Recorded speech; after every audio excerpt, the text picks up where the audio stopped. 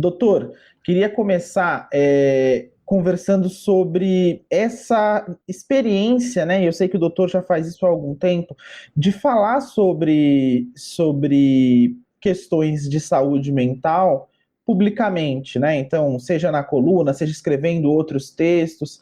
Qual que é a importância desses temas permearem as nossas conversas? Porque durante muito tempo parece que as pessoas tinham um pouco de medo de falar sobre isso, né? Preconceito, né? O maior inimigo da mente saudável, da saúde mental, é o preconceito, né? As pessoas acham que psiquiatra é médico de louco, que se você está indo fazer uma psicoterapia é porque você tem algum tipo de fraqueza. Enfim, a gente tem muito preconceito. E quanto mais os famosos declaram publicamente que tiveram dificuldade emocional, mais as pessoas vão vendo que isso pertence à constelação de ser humano, né? Quem está vivo tem problema. Eu vou dizer isso muito para meus pacientes, né? Essa frase assim, paz eterna, é uma frase que a gente coloca em porta de cemitério, porque quem está vivo tem problema. O que interessa, qual é a minha missão, qual é o meu trabalho? Deixar as pessoas em condição de enfrentar problema, porque Sim. paz eterna só depois que morre. Então, assim, o grande lance da saúde mental é deixar as pessoas em condição de enfrentar as adversidades do dia a dia, e não apenas isso, manter uma mente aberta. Já existem toneladas de pesquisa que dizem isso. Quando a pessoa tem uma abertura para a vida, quando ela não apenas aprende, mas, se possível, se diverte com as diversas lições que a vida nos reserva, e, portanto, eu devo encarar os desafios, né, as dificuldades como desafios, como oportunidades para aprendizado, mais eu vou crescer e mais resiliente eu fico, mais resistente eu fico. Porque conforme as dificuldades vão aparecendo, é aquele ditado popular, né? O que não me mata, me engorda, né? Então, assim, o que não me derruba, me fortalece, né? Então, eu vou ganhando um arsenal de experiências na vida para enfrentar adversidades, Leopoldo.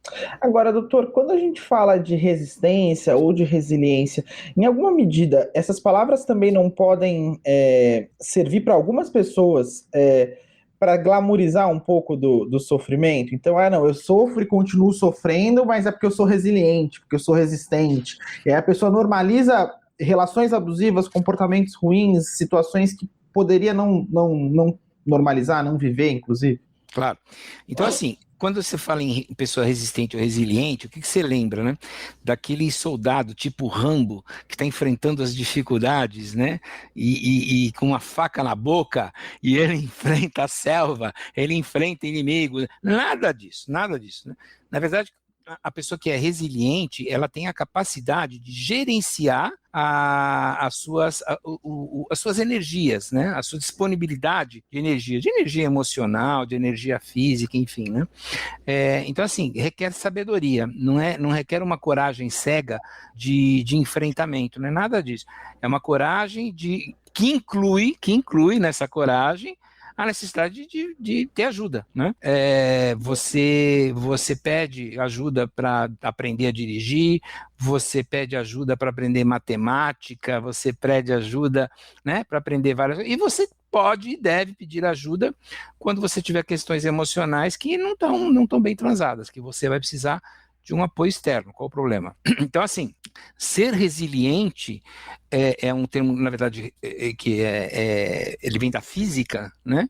Então, significa que você não quebra com o problema, significa que você tem uma flexibilidade para enfrentar as adversidades, né?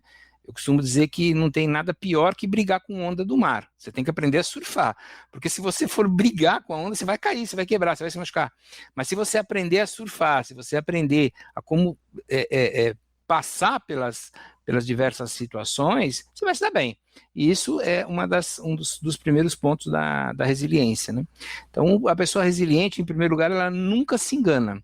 Tem um palestrista famoso nos Estados Unidos que ele resistiu à prisão de guerra no Vietnã. Ele sofreu horrores na mão lá do pessoal do Vietnã. E ele faz observações importantes com a experiência concreta de vida dele. Ele viu que as pessoas que negavam a situação falavam, não, olha, daqui 2 meses é Natal, vai chegar a tropa aí, vai chegar a cavalaria que vai nos ajudar. A maioria dessas pessoas morreu elas não resistiram. Então, a pessoa assim que era mais resiliente, a primeira coisa ela falava, não, é feio, vai demorar e eu vou encarar isso da melhor maneira possível. Não vai ter solução mágica, não vai cair do céu, vai requerer uma certa dose de esforço minha.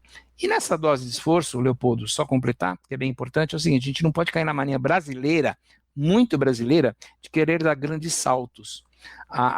Todo mundo é capaz de comer um elefante desde picote, né? Corte em pedacinho.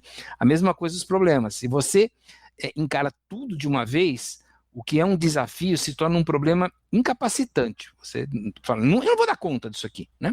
Mas se você divide em pequenos pedaços, em pequenos passos, a grande pergunta que eu sugiro que as pessoas façam é: que pequeno passo eu posso dar para enfrentar isso, né? Esse pequeno passo, ele anula as áreas do cérebro responsáveis por alarme e estimula a região do córtex pré-frontal, que é essa região que fica em cima aqui das sobrancelhas, que adora curiosidade, adora quebra-cabeça, né? Então, você, na medida em que você transforma uma dificuldade em pequenos desafios, você estimula as áreas cerebrais que adoram quebra-cabeça, que adoram resolver pequenos problemas. Né? Então são 3 coisas: nunca negar, encarar que aquilo pode demorar, que vai requerer tempo e que esse tempo deve ser gasto em pequenos passos que progressivamente você vai lidando, né? Despertando a capacidade criativa que todos nós temos, Leopoldo. Agora, doutor, quando a gente fala um pouco sobre a resiliência e a resistência, para algumas pessoas, o senhor acha que parece que as vitórias elas têm um valor maior quando elas são acompanhadas de um caminho de sofrimento, né? Estava prestando um pouco de atenção na narrativa, por exemplo, dos atletas olímpicos, né? E muitos deles vindos de muita luta e etc., né? Até chegar ali a uma medalha olímpica, brasileiros e não brasileiros, né? As pessoas sempre contam as suas histórias partindo desse ponto de vista. Parece que a conquista que é conquistada com base no sofrimento, ela vale mais do que da que vem, eventualmente, de forma mais simples, mais natural, mais fluida. E isso não pode nos deixar um pouco mais viciados em sofrimento?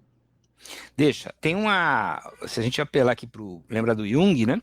Ele foi um psiquiatra que lançou uma forma de análise, né? Ele estudou inconsciente coletivo e ele descrevia uma coisa que chama jornada do herói.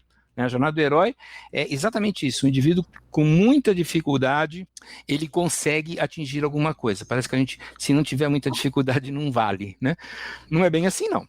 A sabedoria está em saber aproveitar da melhor maneira possível o que está acontecendo, né? Então não precisa sofrer para valer, né? Não precisa sofrer para ter validade, não precisa sofrer para você valorizar. Pelo contrário, a sabedoria está exatamente você sofrer o menos possível para atingir as suas coisas. Tem que quebrar esse paradigma, tem que quebrar essa noção que é falsa de que só sofrendo é que tem validade. Na verdade, a gente pode treinar esse tipo de coisa enfocando, não botando foco, né? Olhando, não para a dificuldade, mas para a criatividade. A criatividade pode ser uma coisa lúdica, pode ser uma coisa muito divertida, né? Então você tira o olho do sofrimento e passa a olhar para o divertimento, você passa a olhar para a criatividade, né? Então, assim, como é que eu posso me aprimorar na criatividade? Eu acho muito interessante como as pessoas muitas vezes preferem livros, né, de autoajuda. Os livros de autoajuda refletem muito a época que a gente está vivendo.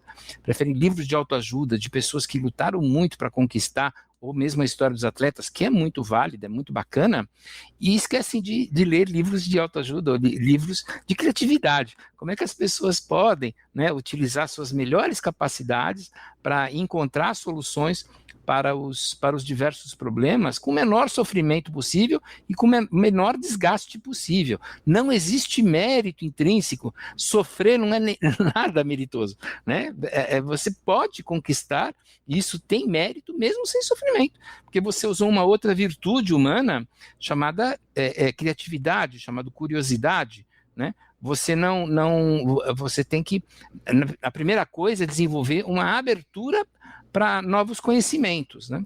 A pessoa que... O estresse, por exemplo, a palavra estresse também vem da física, e ela significa uma força que é aplicada sobre um determinado órgão ou sistema leva à deformação permanente ou à quebra, né? Então, se eu pego duas pedras, coloco um pedaço de madeira e vou botando peso em cima, vai ter um momento em que essa tábua vai quebrar, né? Isso é o estresse da tábua, né? Então, assim, isso não tem validade nenhuma, eu quero ser flexível. E isso também é muito da nossa cultura, né?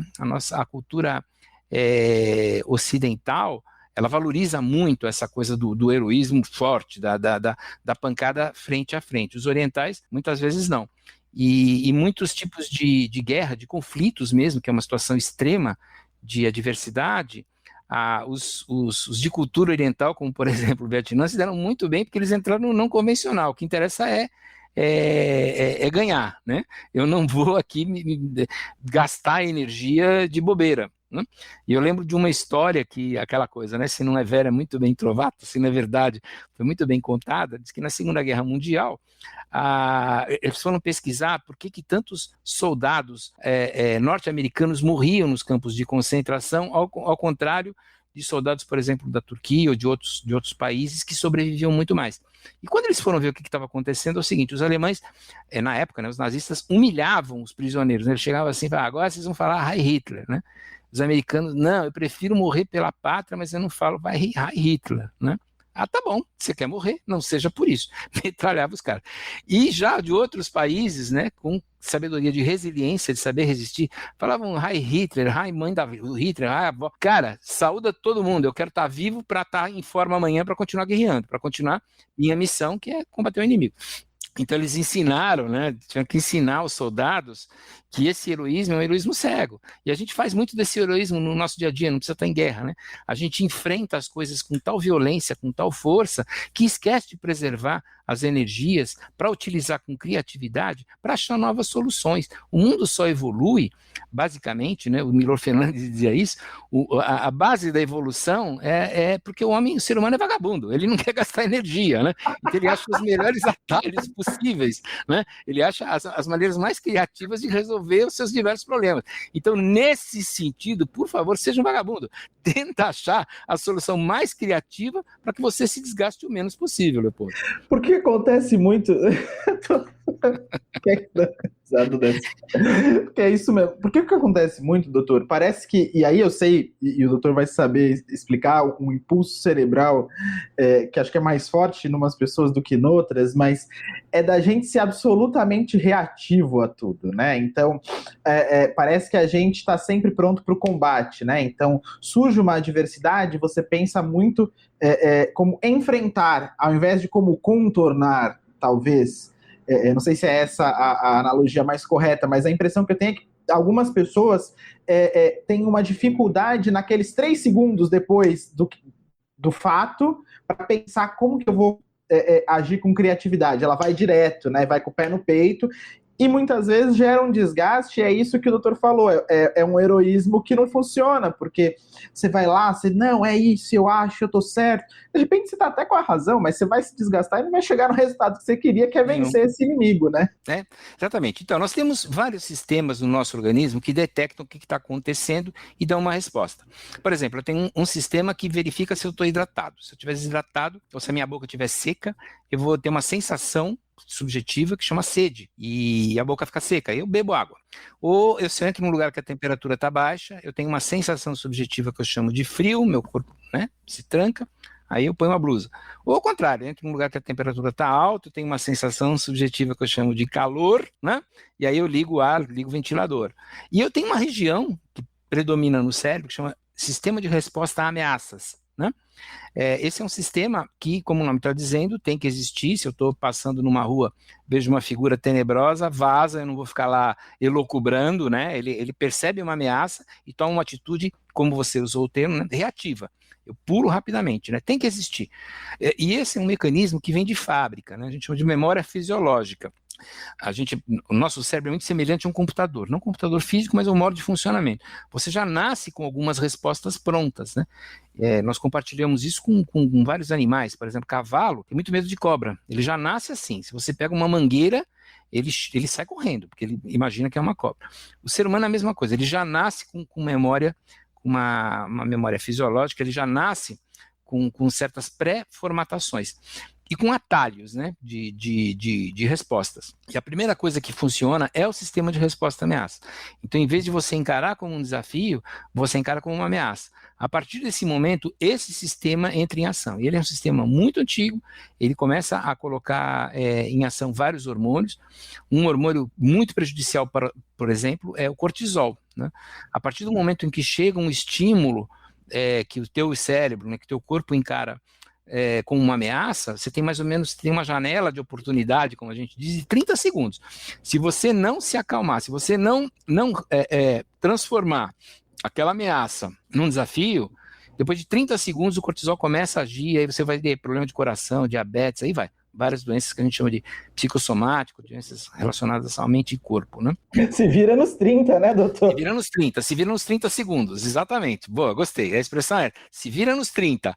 Você tem 30 segundos para interromper isso, que depois você entra num looping de desgaste e de doença, né? E aí parece então, assim, que enquanto não acaba, enquanto a gente não se esgota, esse impulso ele não termina, né? Então, talvez no dia seguinte você vai pensar sobre aquilo e falar, nossa, mas para que tudo isso, né? Mas no momento, enquanto você está ali, parece que liberando isso, né? É meio sem fim, você perde até o ponto numa discussão, num debate, você perde até qual era o ponto inicial, né? Porque aí parece que o cérebro só tá mandando impulso de defesa e de reação, né?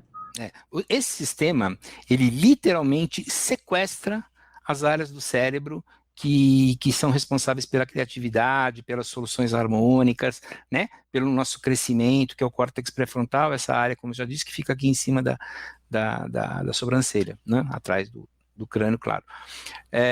Então, tem gente que chama de sequestro límbico também. Então, ele sequestra.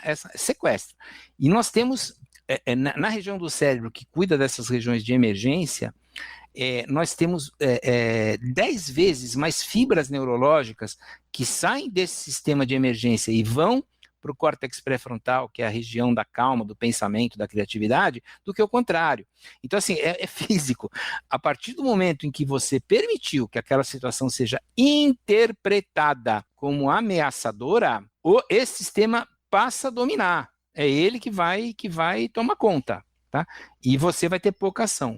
Então, assim, você tem mais ou menos 30 segundos para falar, cérebro, agradeço a tua preocupação aqui com essa interpretação de emergência, mas pode deixar que eu estou no controle. Tá tudo bem. Tá tudo bem. Porque se você não assumir o controle, se a tua área do córtex pré-frontal, a área da razão, a área da racionalidade, a área do pensamento, da criatividade, não assumir esse controle, esse sistema de ameaça vai assumir o controle, ele vai simplesmente responder da maneira automática, né, que vai depender tanto de uma programação que a gente já nasce, quanto dos aprendizados de vida, né, que você vai tendo. Aquilo vai se acumulando, né?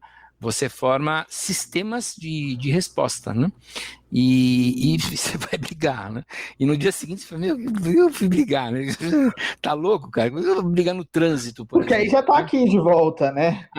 Exatamente, aí essa região do sistema de resposta a ameaças já não está mais atuando, a outra região fala, você tá louco? Você foi brigar por essa besteira, né? Por exemplo, eu estou na cidade de São Paulo. Na cidade de São Paulo é muito comum as brigas de trânsito, né? Porque o trânsito aqui é caótico mesmo, né? Então as pessoas ficam muito irritadas. As mulheres às vezes falam, não, eu sou calma no trânsito. E aí eu pergunto, você é calma se alguém invade a tua vaga de estacionamento no shopping em algum lugar? Normalmente para a mulher é decretar guerra, né? Ela não, porque aviltou, essa interpretação de aviltamento dos próprios direitos, né, dos direitos naturais, gera uma reação natural de raiva, né? É natural, é uma interpretação. Meus direitos foram aviltados, a reação é de raiva, e eu vou em cima. Aí eu tenho um domínio desse sistema automático, não consigo mais pensar.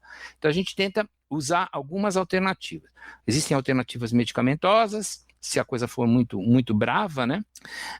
Você tem que entrar com medicamentos, que podem ser medicamentos alopáticos, medicamentos naturais, homeopatia, fitoterapia, eu uso muito, ou técnicas comportamentais. Por exemplo, eu tenho pacientes que são muito, muito agressivos no trânsito, eu falo, olha, então, quanto tempo você fica no trânsito? Eu fico, vou chutar, 1 hora para ir, 1 hora para voltar para casa. Tá bom. Então, nesse período de volta, você vai se colocar um desafio. O desafio é coisa do córtex pré-frontal. Adora desafios, brincadeiras. É uma brincadeira. Você vai achar 3 oportunidades de ser gentil no trânsito. Você vai caçar, você vai ser proativo, você vai propositalmente achar pessoas em que você possa fazer uma gentileza. Não adianta ser automático, tem que ser proposital, você tem que tomar consciência de que está fazendo, né? Então a pessoa propositalmente vai dar passagem no trânsito, vai facilitar a vida do outro, pelo menos 3 vezes, né? Com isso ele interrompe, com essa estratégia comportamental, ele interrompe a ação automática dessa área antiga do cérebro e permite que o córtex pré-frontal simplesmente se divirta com a situação. Claro que às vezes isso não basta e tem que ter tratamento, lógico. Ô, doutor, então, assim, até pensando nessa lógica, a gente pode dizer que é possível educar o nosso cérebro? Porque Sem a menor dúvida. Muitas vezes a gente tem umas reações desproporcionais, e a impressão que eu tenho, às vezes, é que eu não estava brigando com essa pessoa, eu estava brigando com um outro caso que aconteceu ontem, que me deixou irritado, e aí parece que quanto mais você tem esse tipo de reação, mais você vai ter. Isso que o doutor trouxe do trânsito é meio que treinar o cérebro para usar mais a criatividade, né? Ao invés da reatividade. Meio que treinar, assim, do ponto de vista das neurociências, isso se chama neuroplasticidade, é você criar novas conexões do cérebro. Imagina, por exemplo, que você tem lá uma montanha, né, uma montanhazinha, e tem lá um riacho, né? E todo mundo vai, mas esse riacho sempre esteve aqui. Na verdade, não. Começou a chover, a água começou a correr por algum lugar e formou um riacho, porque a água foi por onde era o mais fácil, né? Muitos dos nossos comportamentos têm vias neuronais que estão relacionadas a esses riachos, né? Que a gente chama de trilhas neuronais. Então, o grande truque é você criar novas trilhas neuronais, né?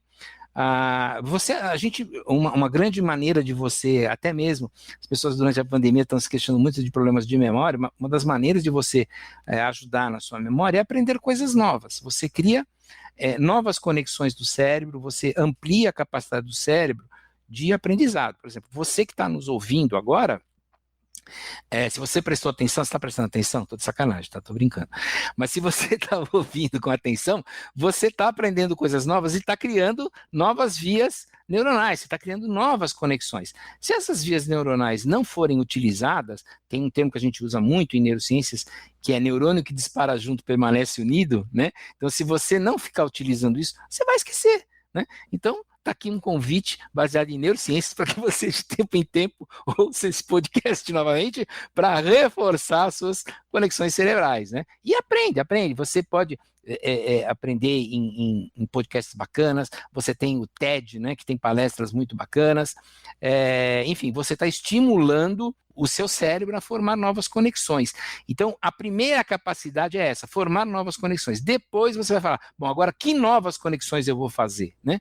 Quando eu vejo as pessoas no tratamento, né, eu adoto a abordagem integrativa e eu costumo dizer o seguinte, olha, você vai integrar várias coisas, mas não se trata apenas, isso é muito importante, mas não se trata apenas de dar substâncias de menos potencial agressivo, de usar remédios não alopáticos, não é só isso também.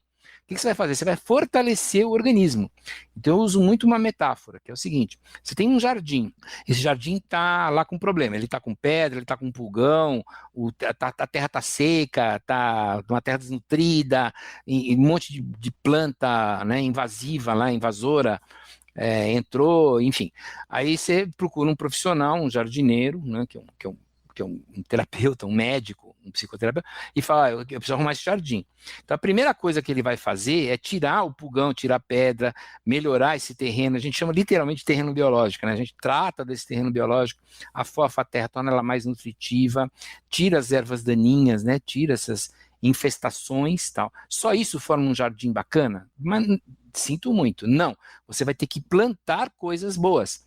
E esse plantar coisas boas requer essa capacidade de neuroplasticidade, requer essa capacidade de você ter abertura para a vida, requer a capacidade de você olhar as coisas e, na medida do possível, transformar de problema em desafio, né? Aí você está formando um jardim muito bacana que a gente comumente chama de saúde. Eu queria falar um pouco sobre a coisa do otimismo. Tem um livro que eu gosto muito, que é Cândido, ou Otimismo, do Voltaire, que talvez seja um dos primeiros livros que trouxe, né, esse conceito de otimismo até meio cego, né, para a literatura, né? Então, para quem não conhece esse livro, aliás, eu recomendo muito. Devia ter botado ele no nosso Cultura Saudável hoje. Esse livro é muito bacana, conta a história de um homem que passa por que é o Cândido, né? E passa por vários perrengues ali ao longo da vida. E quando ele acha que vai dar certo, dá errado. Quando ele acha que vai dar certo, dá errado. Mas ele continua acreditando que as coisas vão dar certo. E ele entra numa busca por uma mulher que ele ama. E quando ele. Enfim, não vou contar o livro, porque aí é dar spoiler. Mas assim, é um livro que fala muito sobre esse otimismo meio. Não tem nenhum sinal de que as coisas vão dar certo. E ainda assim a pessoa persiste nesse otimismo. A gente tende a achar, doutor, que otimismo é bom e pessimismo é ruim. Então, na verdade, existem dois tipos de manifestação, né? Você tem o complexo da Poliana, né? Que é o similar, que é ela é um personagem de um livro. Não, vai dar tudo certo, tudo lindo, tudo maravilhoso, e bimba, cai no buraco. Então, assim, o otimismo cego, ele é prejudicial. Você pode ter um otimismo cego de que, por exemplo, uma dependência a cigarro, tabaco, álcool, não vai te fazer mal. No fim das contas, tudo vai acabar bem e bimba, desenvolve um câncer aí, né? Só porque não pensou no pior. Ou mesmo aplicação financeira, né? Não, isso aqui eu acredito. Não tem que acreditar, né? Você tem que usar muito a tua razão, né? Nessa situação. Então, assim, precisa ter uma certa dose de pessimismo. Então, é aquela frase clássica, né? Espere o melhor, mas prepare-se para o pior. Então, conceba o pior cenário e prepare-se para ele. E deixa guardado na gaveta. Se a coisa otimista não funcionar, você tem para onde correr. Você tem um plano, né? Agora, também existe o pessimista crônico, né? É até uma coisa assim, meio do intelectual, né? Ele olha assim, eu não acredito na humanidade. Ele fala com uma seriedade, né? Eu não acredito. O nosso sistema de resposta a ameaças, né, ele é muito antigo, ele vem de fábrica, ele é muito mais sensível, você desperta a atenção dele com problema do que com coisa boa. Né? Então, se você falar, nossa, olha que sol bonito, você vai conquistar 4 likes lá na rede social, 5 likes. Né? Se você falar, acabou, a casa caiu, começa assim, a casa caiu, 20. Né? Porque, assim, você sequestra a atenção, você sequestra, anula a criatividade. Então, assim, nós somos formatados para procurar coisa ruim, né? Nós somos formatados para isso. Então, assim, existem os dois extremos. Ou você anula qualquer possibilidade de coisa ruim, que seria um otimismo cego, bobo, ou você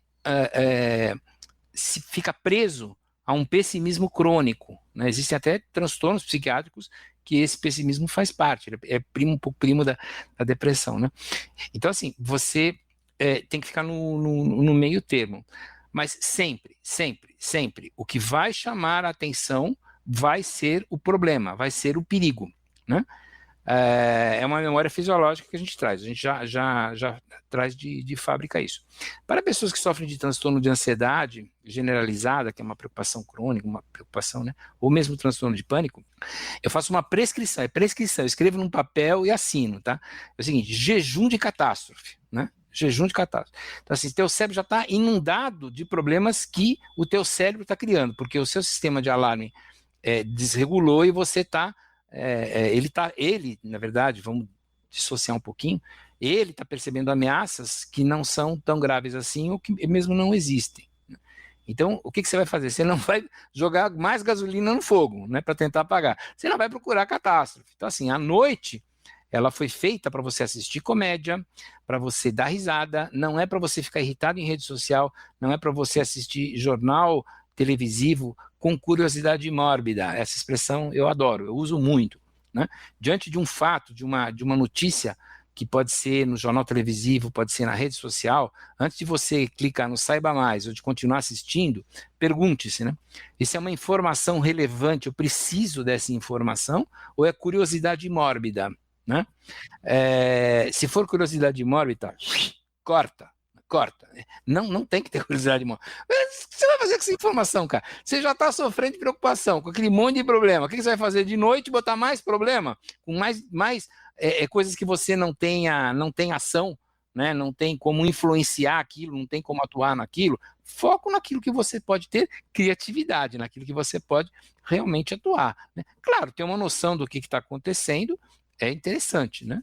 Então, assim, no Afeganistão hoje está uma situação muito grave, as mulheres, é uma situação muito triste. Você tem como atuar nisso? Não, então eu sei que torço, rezo por aquilo, no meu sistema de crenças, posso até colaborar com alguma instituição, mas assim, não vai ficar pensando nisso 24 horas por dia, não vai ficar postando notícias ruins sobre o Afeganistão, que a gente não pode fazer nada, cara, não pode fazer nada. Então não é se alienar, isso é uma coisa muito importante, é economizar energia e aplicar onde você pode mudar. É mais inteligente, por exemplo, você pegar uma campanha que isso você tem ação, né, de distribuição de alimentos aqui no Brasil, que está uma situação muito crítica, e auxiliar, até mesmo ser voluntário, dedicar, em vez de você ficar 2 horas, né, falando, meu Deus, que coisa horrível, o mundo vai acabar, que porcaria, a humanidade não presta, o ser humano é um vírus. Não, pega essas 2 horas você ficar lá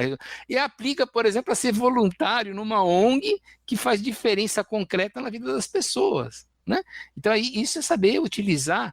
Você não está sendo otimista cego, você não está falando que está tudo certo, não, você está vendo que tem um problema a ser encarado, a ser resolvido, que podem ser as dificuldades sociais, pode ser doença, pode ser uma criança carente, enfim, aí você escolhe onde você quer atuar como voluntariado. Mas a minha sugestão é sempre o seguinte, em vez de ficar espalhando desgraça e miséria, use esse tempinho para ser voluntário, que você vai ajudar muita gente. E também, doutor, viver um pouco mais dentro da realidade possível, né? Eu tenho a impressão de que tanto o otimista extremo quanto o pessimista extremo vivem em realidades que não existem. Então elas podem existir, quem sabe, de repente, parece que tem uma dificuldade de avaliar o momento presente. O momento presente é bom, é ruim, ele é médio, ele é neutro, e eu estou sempre fazendo projeções, né, para um futuro distópico, horroroso, ou para um futuro maravilhoso, e etc., né? O futuro distópico, a gente chama de memória prospectiva, então eu tento antecipar, prospectar, botar na frente alguma coisa até que eu já vivi e tentar achar alguma coisa. De novo, a gente nasce com essa memória fisiológica, então se você deixar ao bel prazer do seu cérebro, ele vai procurar desgraça, né? As pessoas, os nossos antepassados que eram lá da savana africana, que eram muito tranquilos, muito otimistas, tudo lindo, morreram. Morreram. Então, assim, nós somos descendentes das pessoas que são muito preocupadas. A nossa herança, o preço que nós pagamos por sermos humanos é a atenção constante, é a preocupação constante. Mas nós herdamos também a capacidade de gerenciar essa preocupação. E é isso que você deve fazer. Porque deixado ao bel prazer, a sua preocupação vai dominar.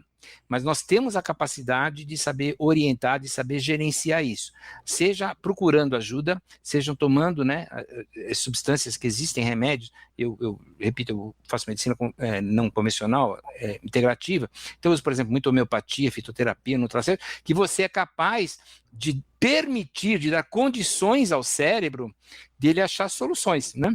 E mais uma vez, não tem nada que ter vergonha de usar isso. Se eu tirar esse óculos, olha, lamento, eu não vou ver nada, zero.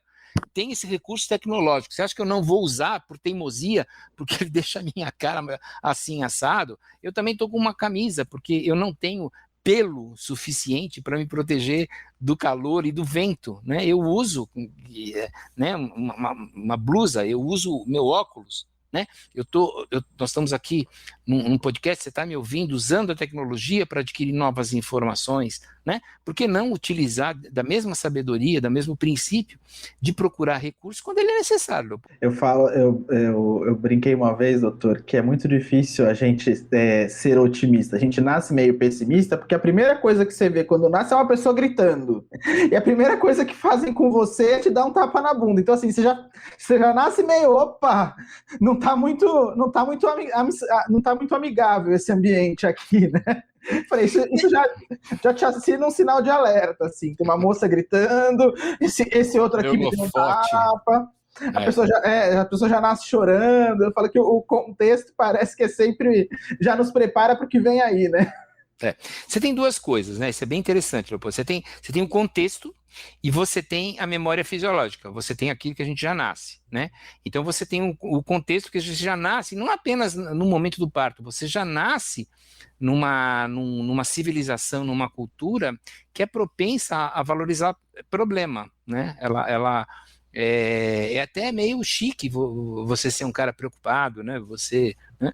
Se um intelectual fala assim, com toda a gravidade, de preferência olhando para um horizonte que só ele enxerga e fala assim, eu não confio na humanidade, eu não consigo ser otimista com o destino da humanidade. Cara, mega chique, só falta acender um cachimbo e tomar um conhaque, entendeu? Porque tá perfeito, a figura tá perfeita. Nós já temos essa cultura de achar chique, de achar bacana quem gosta de ver esse tipo de problema, né? De preferência olhando para a pessoa que é mais... Porque parece que você enxerga além, né? Parece que não, mas ele tem uma sabedoria que enxerga além, né? Que ele está acima de todos, né? Ele tá, nossa, ele, imagina, é the best. Agora, a pessoa que não, cara, não é bem assim, e não é chique, né? Se você pega uma pessoa que apela para razoabilidade, né? Ela fala, olha, escuta, primeiro, vamos parar para pensar, esse tipo de situação que nós estamos vivendo agora, nós já passamos antes.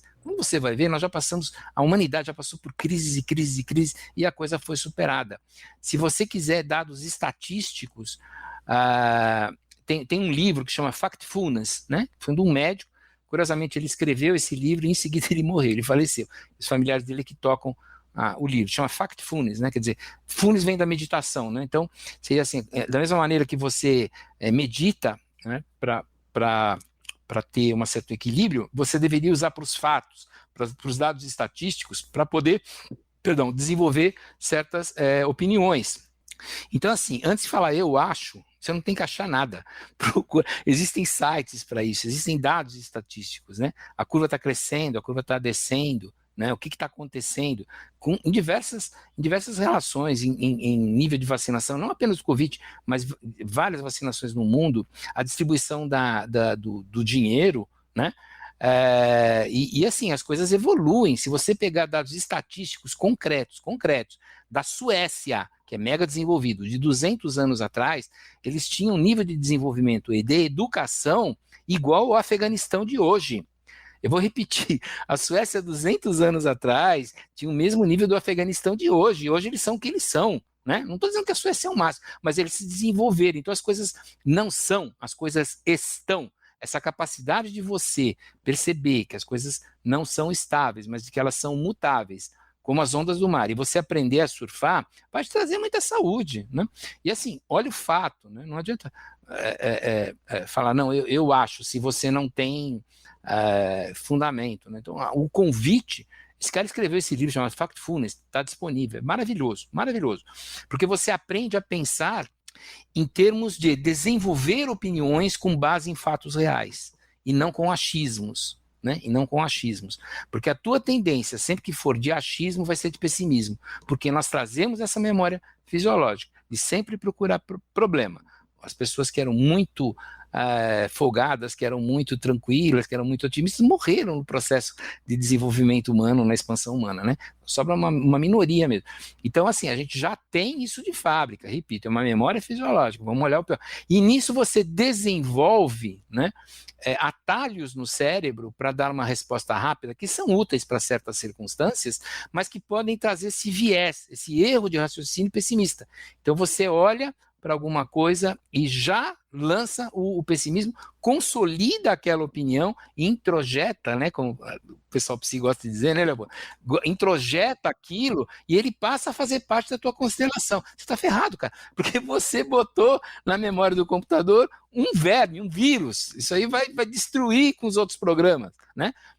Então, assim, principalmente isso. É um verme, é um vírus mesmo, ele funciona da mesma maneira que um computador. E você tem antivírus para isso, que são diversas formas de tratamento. Felizmente nós temos isso, né? Que é você resolver, refazer, melhor dizendo, esses atalhos de raciocínio que muitas vezes são muito pessimistas sem nenhuma razão. Aí, olha, passamos por vários assuntos, e se você quiser saber mais e ter um pouco mais dessa conversa, passa lá na coluna Mente Saudável do Dr. Ciro Massi, que estreou no Infovital, é infovital.com.br. Lá na primeira página você já tem lá Resistência e Otimismo, é a primeira coluna publicada pelo doutor. Também pode seguir o doutor nas redes sociais, né, doutor? Pode. Estou no Instagram, né? Ciro Massi, no LinkedIn também você pode me procurar, Ciro Massi, Facebook também tem, e tem o meu site, que é www.massi, M-A-S-C-I, né, meu sobrenome.com.br. E se você botar uma barra e escrever novidades, olha, tem informação de monte, porque está sempre sendo atualizado, com um monte de coisa nova, bacana, não visando um otimismo cego, mas a tua libertação de um pessimista, de um pessimismo que não leva a nada.